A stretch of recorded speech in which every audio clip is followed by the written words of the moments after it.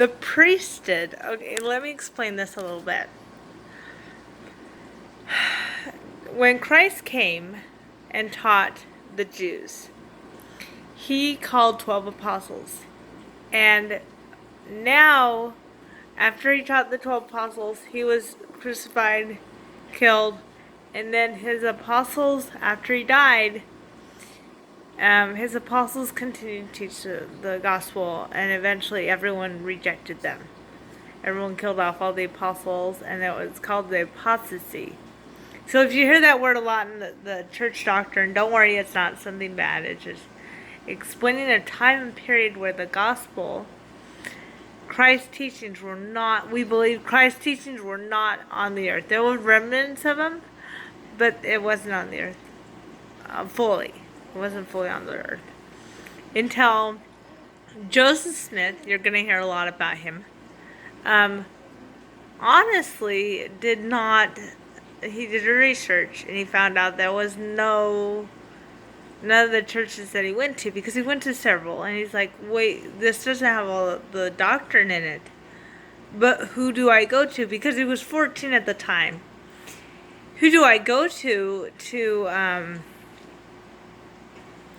know that have which church has all these doctrines? So he read up for a long time.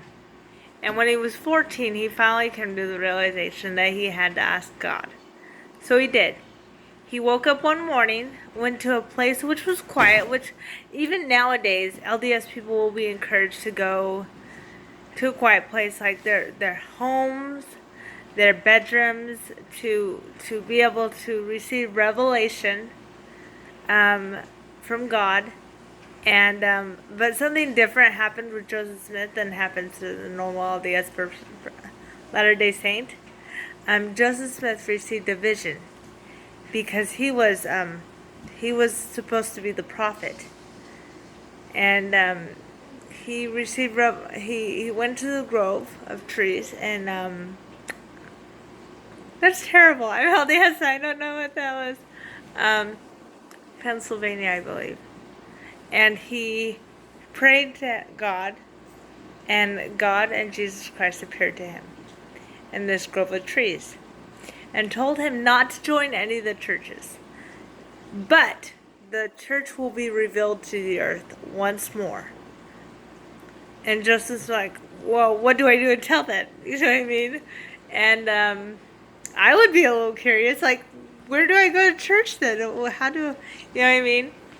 And so the priesthood was given back to the earth again after everyone had rejected it. Years later after that, I think it was like 10 years later, I think, maybe. I don't know the calculation exactly, but the priesthood was given back to the earth then. And now the fullness of the priesthood is upon the earth. Like the ordinances, that's a big word, I know it is. It's the acts within the church that Christ, that has Christ's authority, and he allows us to perform these ordinances with the help of the priesthood.